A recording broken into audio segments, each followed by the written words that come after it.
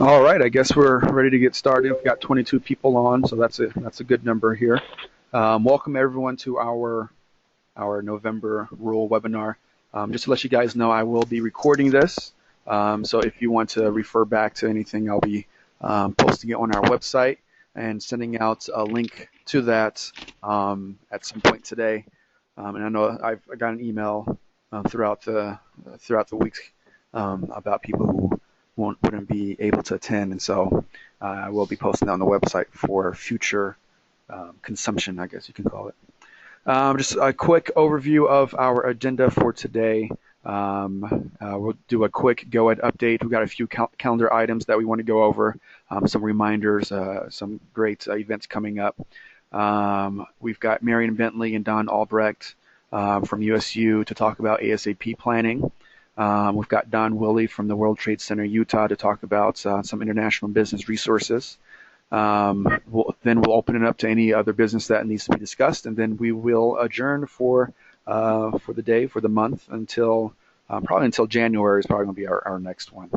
Moving on to our GoEd update. We've got our GRPB meeting coming up on the 30th of November. And that is a Monday. So Monday the 30th of November is going to be at the Capitol, at the Copper Room. They're at the Capitol. Missy has sent out a save the date for that, and I know a bunch of you have RSVP'd, so thanks for that. But we'll continue to send out some notifications and emails about that. If you want to attend, be sure to email either myself or Missy. And we can get the ball rolling on those RSVPs. Rural Legislative Day, January 29th at the state capitol. It's much like in the past, we've done it in the auditorium. Unfortunately, this year we don't have the rotunda to set up booths. So we'll be doing the booths down by the auditorium, but I'll be sending out more information about that.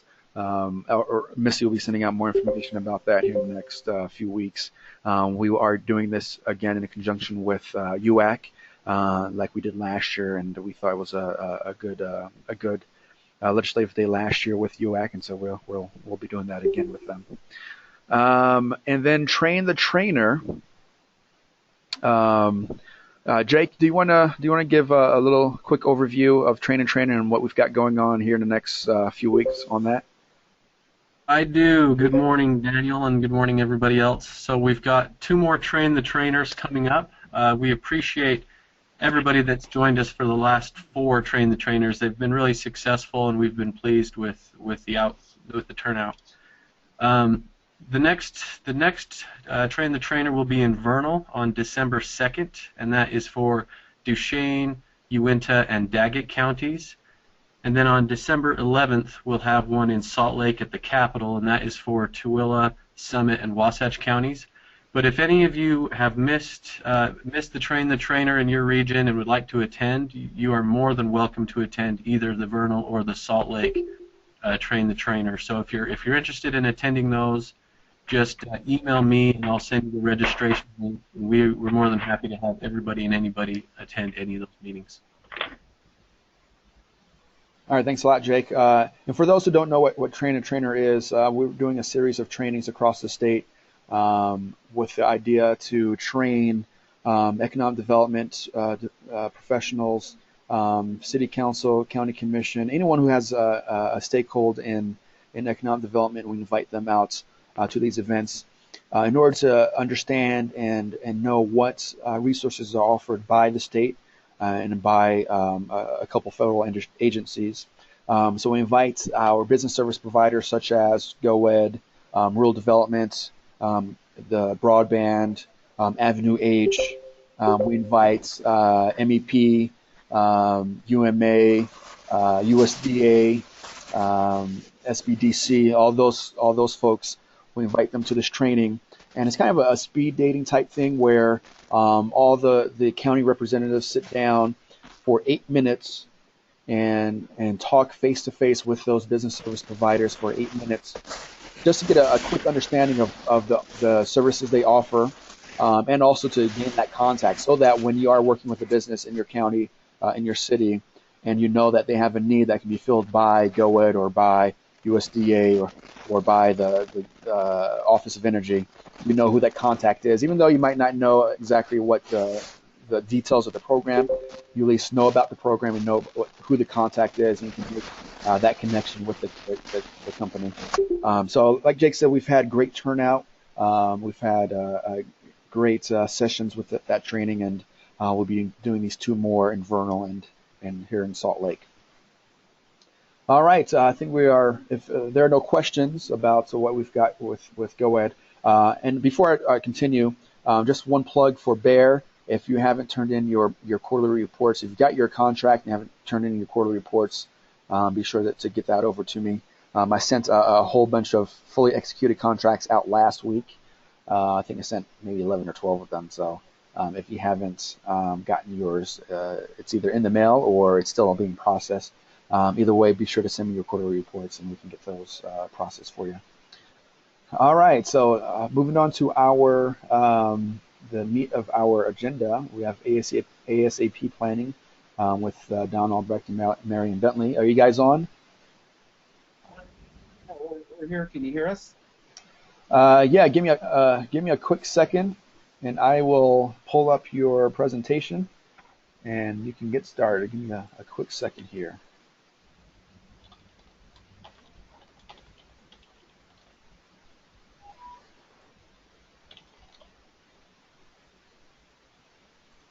Oops.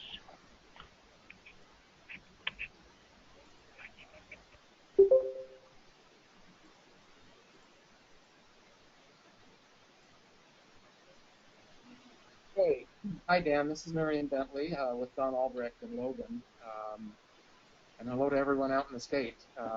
This is our second attempt at this. We hope we're successful this time.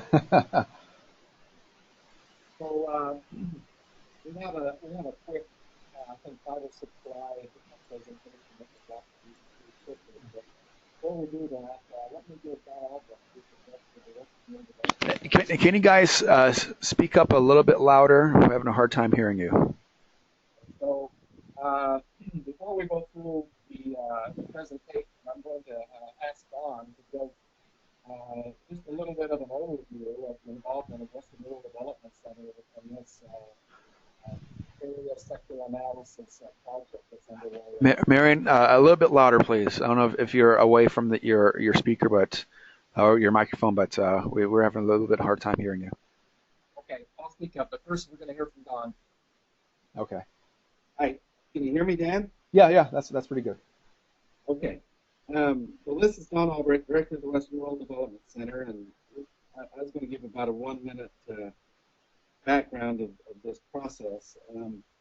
As Western Rural Development Center, my office is here in Utah, but I work with all 13 Western states. And some years ago, on a regional basis, with individuals from several other Western states, we been working on this ASAP process and have been fine-tuning it.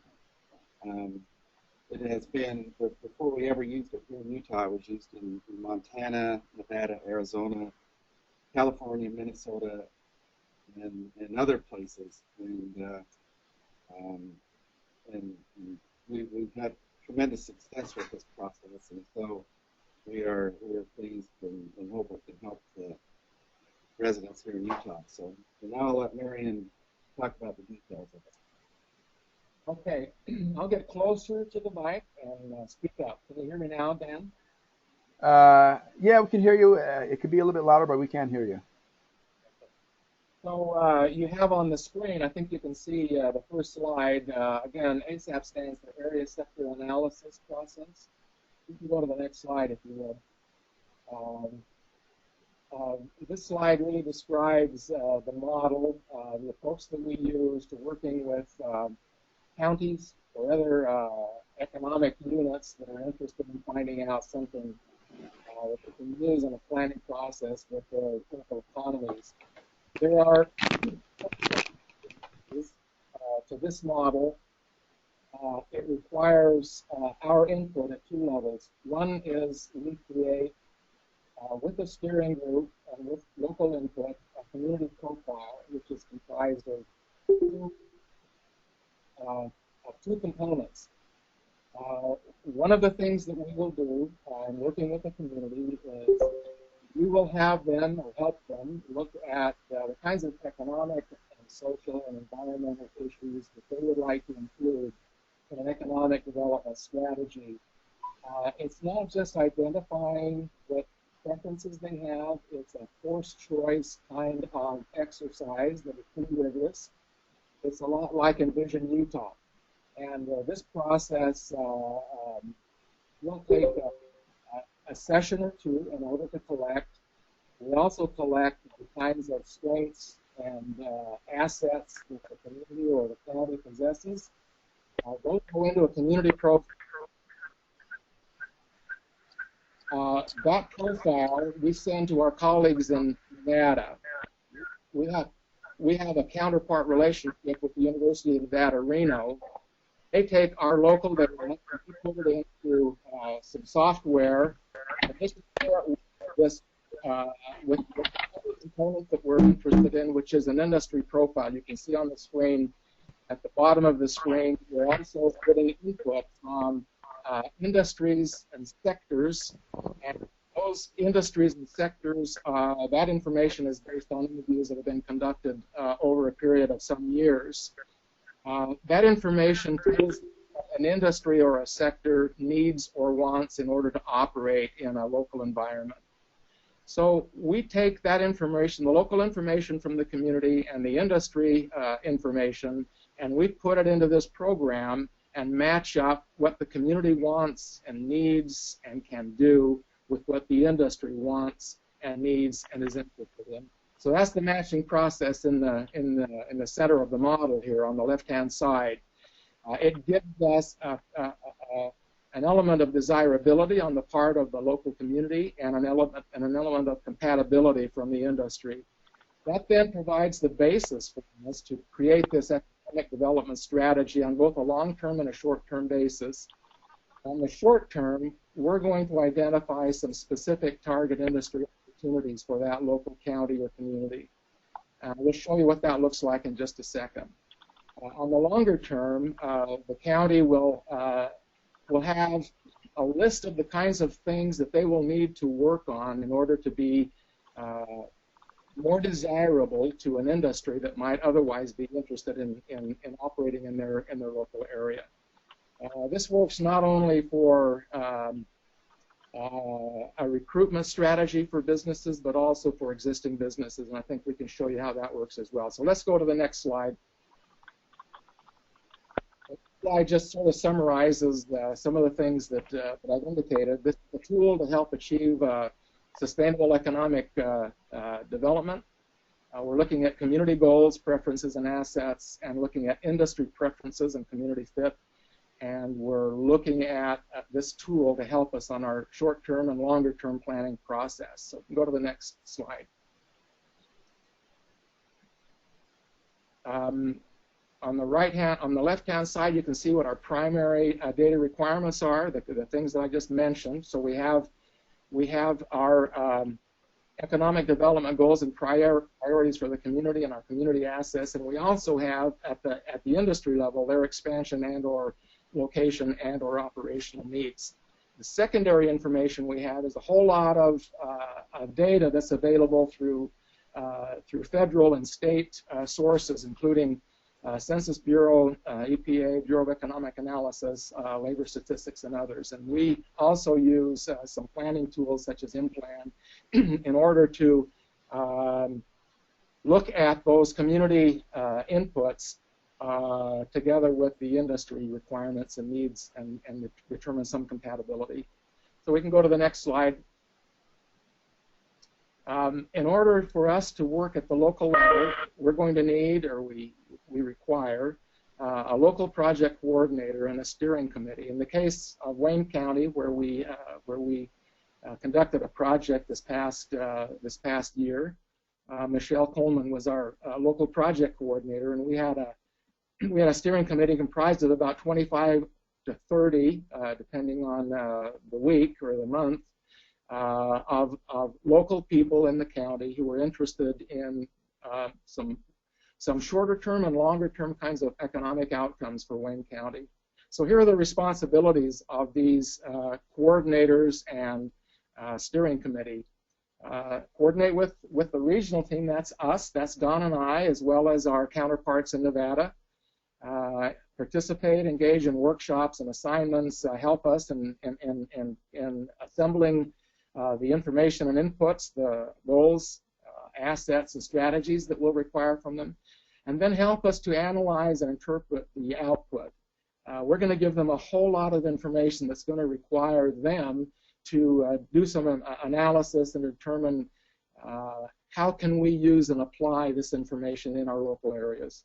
And then out of that, they will be sort of a core component, or they could be a core component in developing an economic development strategic plan. So let's look at the next slide.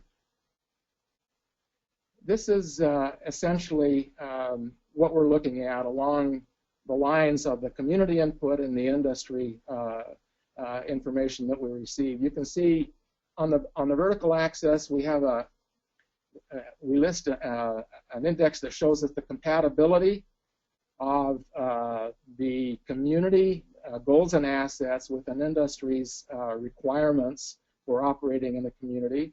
And on the horizontal axis, we've got the desirability index from the community of what we want and what we would like to see happen in our county. The quadrant we're interested in, of course, is the upper right-hand quadrant that shows both a higher rate of compatibility and desirability. So both industry and community are getting their interests and needs satisfied. So that's the quadrant we're going to be looking at, and we'll start identifying the hits that we get from our process. We might also be interested in the lower right-hand quadrant, which shows us some more long-run kinds of opportunities. On the left-hand quadrant, you can see that would be an industry's preferences, but maybe doesn't conform to what the community would like to see happen in its community. So we'd have to approach some of those opportunities, I think, with a little bit of caution. And then the lower left-hand quadrant, those are neither desirable nor compatible kinds of hits for us, and we're really not interested in even looking at those. So let's look at the next slide. This is the profile for Wayne County, that upper right-hand quadrant, and it shows the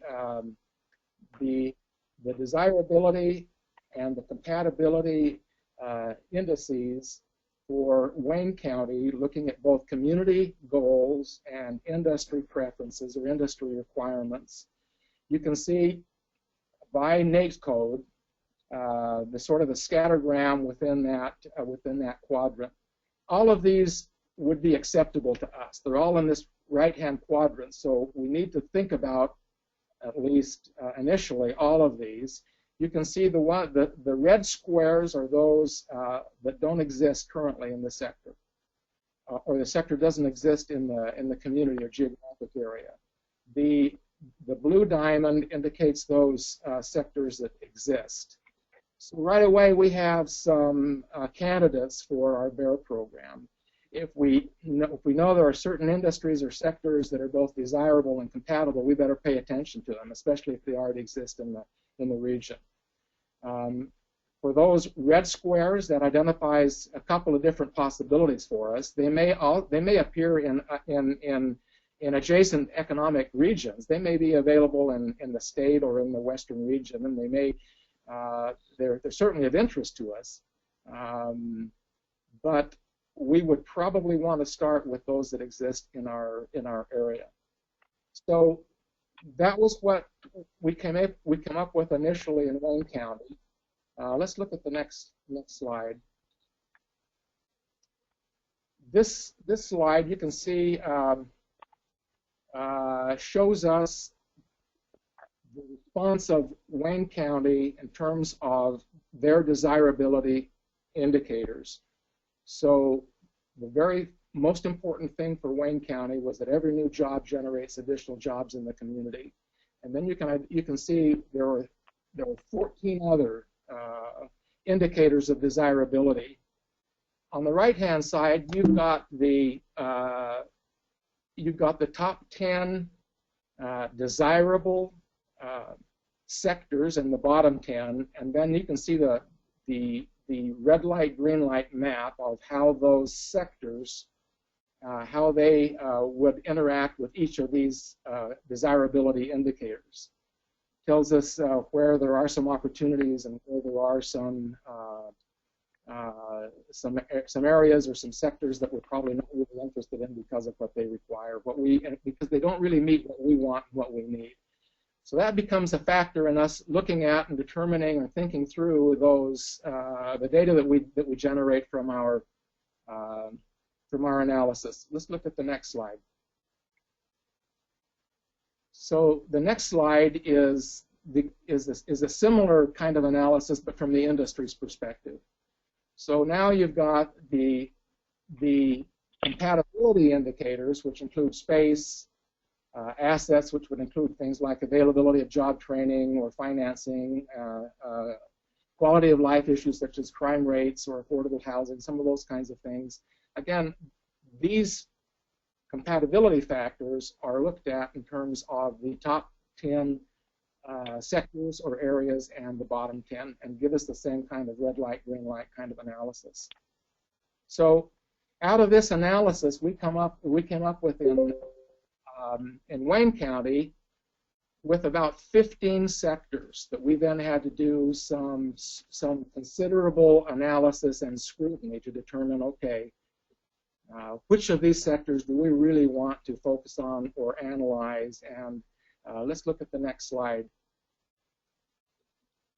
Oh, that's so what we do with the data that we generate is we put it into a format that we look at it, we analyze it, we discuss it, and we come up with our top 3 sectors or industries that we want to focus on. And one of our criteria might be an existing business pattern. So we wanted to focus on businesses that existed or sectors that existed in the county, which we did in Wayne County. The analysis that we provide out of the work that's done in Reno in processing this is a fairly significant amount of data that we have to go through, which includes a lot of industry profiles telling us whether these industries are growing or declining, what kind of wage structures they have, whether or not they exist in our western region in the state. All of that information we need to think about, as well as breaking those NAICS codes down into the components. So that's the process, and it results with a plan, both a short-term and a long-term component.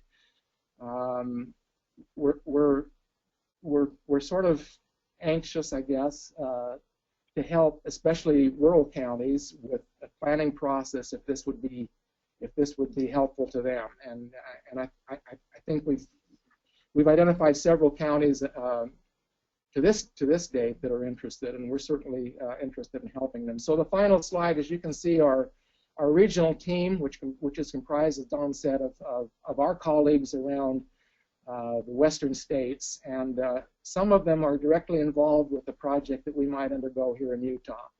In fact, most of these on the screen are those that would have some involvement, either looking at data. We actually asked Malika Landis to come to Wayne County and help us to debrief the data that we generated in the analysis for Wayne County. So I think that's our presentation. Dan would be happy to answer questions, or let me ask if Don has any comments. No additional comments. We'd be happy to answer any questions anybody has. Does anyone have any questions?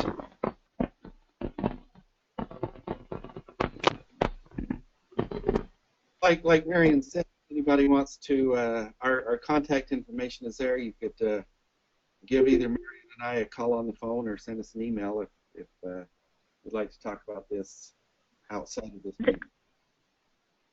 This is Linda. I'd just like to make a comment. I got to come to Wayne County and watch the process, and I think the what struck me more than anything was this is a community-driven process. Sometimes community-driven processes are messy because you have people with differing ideas. But if the entire community has had an opportunity to participate in some way or another, and this program actually has several opportunities for people to come to the meetings, or the people who come to the meetings go out and talk to their neighbors or friends. And so when a community finally decides through all this process and the various databases and consulting, they're going to have a product that the community buys into, and most likely will have a better chance of success because local people will have helped put it together. So anyway, it's a great program, and I appreciate you guys coming to present this morning. Wes, do you have any other comments about how you think this type of planning can be successful? Just that it really is a good process. Helps you take a look at things you haven't thought of before that may be a good fit for a community. And even though it's a targeted industry study and we kind of think of that in terms of recruiting businesses to an area, I think it also highlights the types of businesses that you could grow within your area that don't necessarily have to be recruited, but it gives you a focus to help build that industry from the ground up within your own county. So yeah, it's a pretty sophisticated tool, and I would encourage people to take a look at it.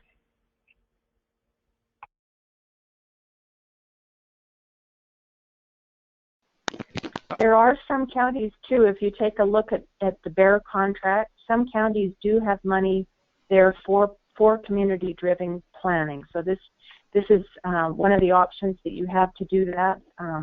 If you don't have money for it and you do want to do planning, that might be something you'd consider asking for next year on your BEAR application.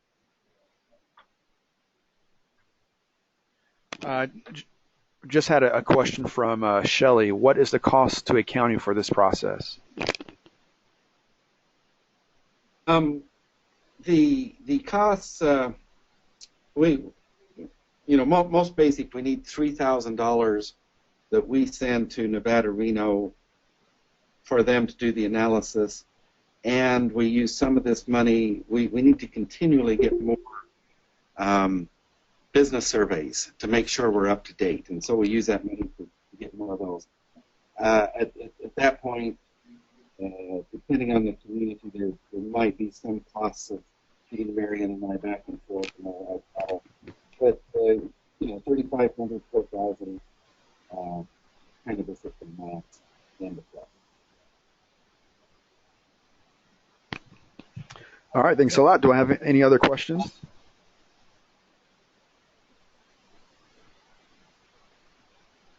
All right, if not, we'll give a big thank you to Don and Marion for doing that presentation. If you have any questions, their contact information is still on the screen. And if not, you can contact me or Linda. We can give you the contact information. Also, like I mentioned earlier, we'll have this webinar posted to our website. So if you missed anything, be sure to hop on there and go through that again. All right, I'll turn the time over to Don Willie. Don, are you there? I am. All right, I will give you control. Let me see if I can remember how to do this. Change presenter to Don Willie. Dan, if you just want to pull it up, I'll whatever's easiest for you. There we go. Maybe that is.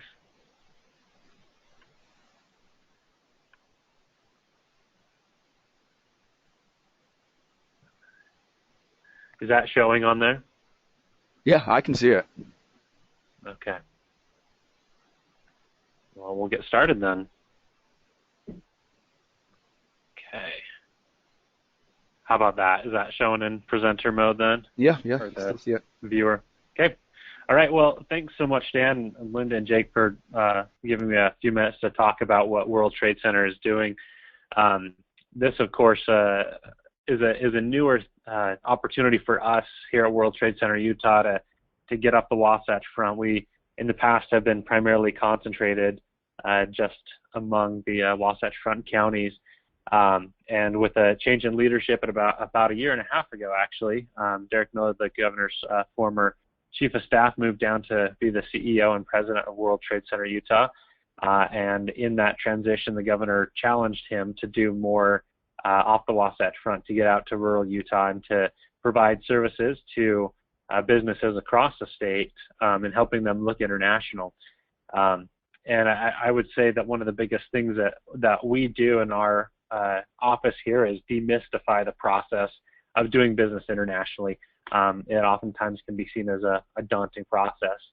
And so for us, our role for the entire state is to help companies think, act, and succeed globally.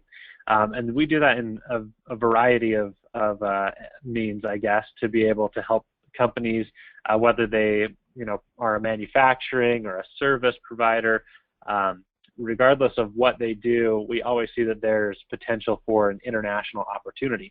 And so we help them through this process of looking for international opportunities and helping them act on those. The three primary ways that I wanted to just share with you today is that we accomplish this is, one, by motivating and educating businesses, then building their capacity to be able to engage in international trade, and providing them a network, a global network that they can rely on to help them be successful in doing it. The last thing we want to do is send a company out into the world without the resources and tools and have them fail. We want to provide the best chance of success and guide them along the way. So in terms of helping companies understand the process of going international, we host here in Salt Lake an export seminar series, and this is typically every month. This last year we focused on our 10 tips. I know many of you have actually seen our 10 tips, some may have not, and I'm happy to send those out. Dan, maybe you could get those out after this presentation. But we put together about a year ago 10 tips to help companies think, act, and succeed globally. And this is just our recommendations, the things to consider when looking to go international.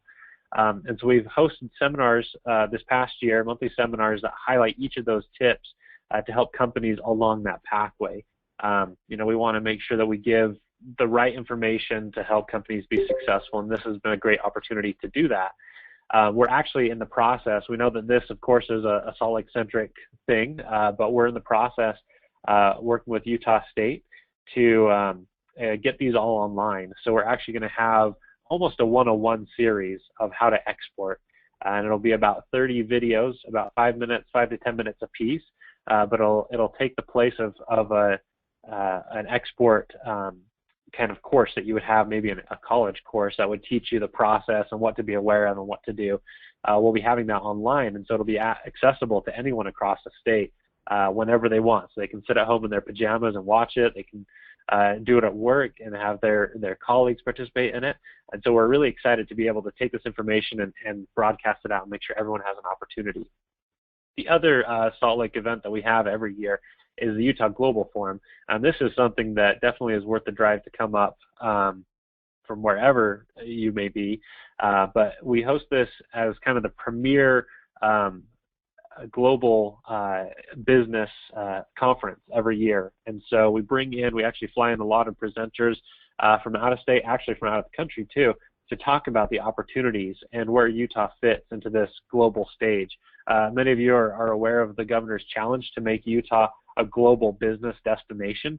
That's not Salt Lake, he's saying Utah. And so we want to make sure that we are advertising Utah as that destination, and that we're helping companies realize potential for growth and opportunities throughout the state, not just for businesses coming here to do business and set up operations maybe, but also for our companies to get out and to be able to work with companies around the globe.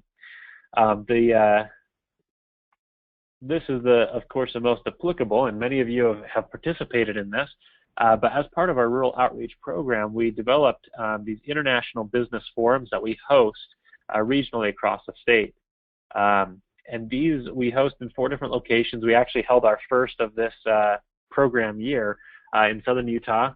We held it on November 4th, just last week in Cedar City.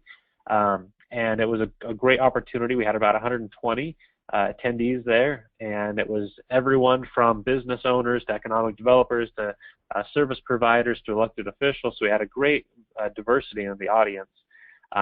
But of course, this provides an opportunity to learn about the potential internationally for businesses, and also to network with service providers and other businesses and understand who they might be able to work with in getting their product or service across the globe. And so we actually got 3 forums that are left for the remainder of the year. So Eastern Utah, we've got the date set and price for May 26th. In Central Utah and Richfield, we'll be back to Richfield in June. We held it in June last year as well. And then in Northern Utah, we're shooting for Logan or Brigham City. We haven't set the final location yet, but that will be in April of this year. So we're excited to continue this effort, and it just provides a great opportunity to bring that global forum that we hold in Salt Lake. It's almost duplicating that and bringing it locally, so that businesses within each region of the state can access that information and actually have the networking to go with it, rather than just maybe watch it online. We also recognized 2 awardees at each of our events. One of Vanguard, which is usually a business that is engaged in exporting, and we just recognize them for their efforts, and then also a champion in international business. And that's typically an individual, someone, maybe an economic developer who's really worked with companies to help them look international. And so we're excited about the opportunity that we've had to get out throughout the state and to be able to present this information. And we've had really great reception, and a lot of businesses have commented, and elected officials and many of you have commented about how important this information is to get to these businesses who just may not be aware of it, or may not look internationally for their growth. I mean, they may just be focused domestically, and they're comfortable with that. But as many of you know, 95% of our consumers are outside of the U.S. The U.S. only accounts for 5% of consumers in the world. And of course, in Utah, if you were at our Southern Utah Forum, Utah accounts for 0.04% of total consumers across the globe. So it's a very small market here, and our goal is to allow these businesses to branch out from that either local market, which is much smaller than the 0.04, or the state market, which is that small amount, but really to get out into the world and increase the customer base and grow their business. And lastly, with on the education side, we produce a monthly export report that just gives a snapshot, and this is probably most applicable to each of you. Not too much for businesses necessarily, but this is a good idea for you to understand what's happening, what are the trends that we're seeing in international business, and where the opportunities are, where can we capitalize and get information out to specific consumers that it would be useful for them to be able to, or businesses where it might be useful for them to begin looking international if they haven't done so already. And then of course our newsletter, we send a bi-monthly, so every other week newsletter that just gives the latest updates on events that are happening and information about what's going on in the international marketplace, things to be aware of and things to be cautious of. One thing that we include in here, it goes back to our 10 tips. We included in our newsletter just a highlight of these tips. We go a little bit deeper into understanding maybe logistics on shipping product or how to collect payment. So we provide just a brief little snapshot message on that as well, so that businesses can stay up to date and be aware of what's going on and how to navigate this realm efficiently. When it comes to building capacity and actually giving tools to these businesses to expand, so we want to, of course, educate, but we don't want to leave businesses there. We want to make sure that we're providing them the tools and the resources they need. The first thing that we provide to businesses, and this is a huge benefit in my opinion, is market research and a business analysis. This is something that if you go to a contractor, is probably going to cost somewhere between $5,000 and $10,000 for a good assessment. And thanks to the state legislature and many private donors, we're able to provide this to Utah businesses for free. And there's no strings attached to it. They don't have to sign up that they're going to start selling their product. This is just for a business to be able to understand more about their product's potential internationally. And so we'll produce a customized report. It usually takes us about a week to do it, just because it's so intensive on the research side of it. But we're thrilled to be able to provide something that is quality, that really allows a business to recognize that they can have a good market internationally. And so it allows them to really see maybe the top 20 countries. Depending on the product, we can produce the top 20 or 30 countries for them where their product has potential. And then we work with them after that to kind of identify which one they feel comfortable going in. The last thing we want is a business to feel forced that they need to go international, or forced they need to go to a certain country. We want to make sure that they feel comfortable. We find that that's the best chance of success, is when a company willingly wants to expand and they want to do it on their own time and their own terms and their own way. And so this is just good information for them to have. Even if a company is not ready to move international yet, this is the first step to give them the information and make sure that they're educated so that they can move in that direction when they're ready to do so. And so if you're working with any companies that are not ready, they shouldn't shy away from having us do some market research for them. This is just something that they can review and put in a file, and maybe a year or 5 years down the road, they can revisit it and remember, okay, well, let me get some updated research and see where the potential is now and try to tap into those markets. To back up the market research, we want to, of course, provide the international opportunities. And so we at World Trade Center Utah are responsible for coordinating all of the trade missions and trade shows for the state of Utah. And this is a great opportunity. A lot of states don't have a very robust and comprehensive strategy for their international business, whereas we here actually do. And businesses across the state can go on trade missions, and they can connect with diplomats, with buyers and distributors, a whole variety of individuals that can help them get their products and services in a foreign country. We actually have one that's coming up in March. It's to Mexico, and the trade show is really just for products that can be sold kind of in our major retailer stores. So we've got Costco buyers will be there, Walmart buyers, and so if there are little widgets or things that you could see being sold in those stores, this is a trade show just for that in Mexico. And so we're currently advertising that right now. Applications are out, and I believe that they're due at the end of next week. And so we can get that information out, but you can check out our website for more information on that. If you want to pass that information along or are interested yourself, that's always a great opportunity. And so this will be a trade mission, trade show combination. In the past, we've done them separate, but we're combining them in the future just to create more value for companies that get kind of a two for the price of one. They're going to travel to Mexico, but they'll participate on a trade mission and a trade show. And this really just allows a business to network on the ground in the foreign country, meet with people that they're talking with on the phone or by email, and really be able to feel comfortable moving forward with developing a relationship and a business relationship moving forward. And then just one-off questions. I mean, if any business has a question about shipping or payment or what country regulations are in effect right now and different tariffs, they're welcome to call our help desk, and they can just get those questions answered. It's a brief. This is kind of our brief response, whereas market research is comprehensive. This is really just here's the information. Let's answer the question. Let's get you on your way to being able to move forward. And we, of course, can't answer every question all the time, and so you can see that we have a variety of service provider partners that we work with to be able to help us with some of the questions. We've got a pretty good grasp on the international market and feel confident in our abilities. But even on the federal side, we have a great export assistance center through the U.S. Commercial Service here in our state, and they are connected with all of the embassies and consulates around the globe.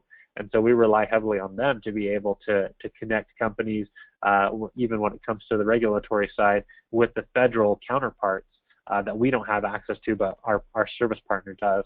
So even if we can't answer it, we still see ourselves as the gateway to all things international business. So if we don't know the answer, we know who does know the answer, and we'll get it for you. And so we rely, of course, on our partners to be able to make that happen. And finally, as we help businesses expand and grow, we want to provide those networking and in-person meetings. And we know that businesses sometimes can't travel abroad because of budget constraints, but we have a lot of foreign dignitaries that come to our state. And they, of course, just come here to Salt Lake. We'd love to get them off the Wasatch Front, but with their schedules and the time, it's difficult to get them out. But these foreign diplomats that come, typically ambassadors or consulates general, other foreign delegations, they come to Utah and are here to understand what the business climate is and what opportunities are available for a business relationship with their country. One quick story that I think illustrates this well is that we had a company that tried to get a meeting with the ambassador of Thailand in Washington, D.C., and his staff was out there, and they were trying to coordinate, and he was in Washington, D.C., on the ground at the embassy trying to meet with them, and they just could not get through to actually meet with the ambassador. It seemed like staff were trying to make sure the meeting didn't happen almost. And then he came back here to Utah. He's a Utah native, came back to Utah, and that week we had the ambassador from Thailand here and hosted a lunch for business and community leaders. And so he was able to sit down in his home state across from the ambassador and discuss his business needs and the issue that he was facing with getting his product into Thailand. They were able to resolve it, and everything worked out well. But I think it just illustrates that, you can go to Washington, D.C., which is the hub of the embassies, or to L.A., which is the hub of all the consulates. But sometimes you have the best opportunity to network with an ambassador or a consulate general here right in Salt Lake. And so, of course, we send this out through our newsletter, and it's on our website. So you are all more than welcome to attend. It's, of course, a free event, as everything we do is free. But we invite you to participate in these. We'd love to have you and be a part of expanding these global networks and helping these ambassadors and consulates in general understand the opportunities that are available in your respective communities, and knowing what they might be able to look at that's in Richfield or in Cedar City or somewhere that isn't right here, right around Salt Lake City. And so, of course, there's great opportunities there, but we want you to take advantage of expanding the global network through these events. As always, all the information that I shared is available on our website. We're excited to work with businesses across the state, especially in rural Utah. That's my primary role is on our rural outreach side of things. And so I've met with many of you. I've traveled a lot throughout the state, but looking forward to continuing that and seeing where we might be able to create more growth and impact for our rural companies as they take the opportunity and look international for their business expansion. Any questions?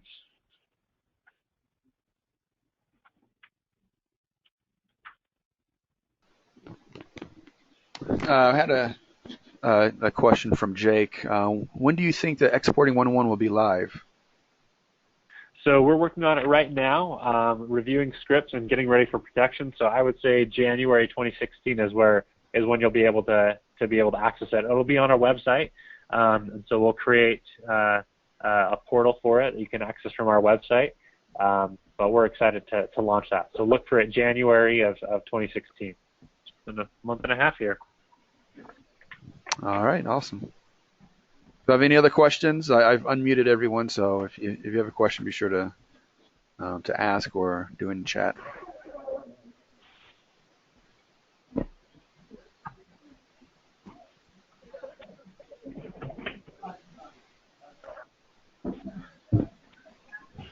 No questions? What's the website again? Yeah, the website is just WTCUtah.com. So WTCUTAH.com. Thank you. Yep. All right, do I have another question? All right, if not, is there anything, other business that anyone would like to bring up before we adjourn?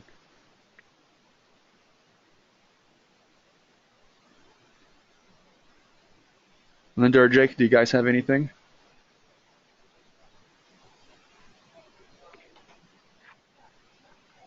No, we'll probably be calling people that still need some help on their contracts, or if you have questions, please feel free to call Dan or myself. All right, Jake, anything?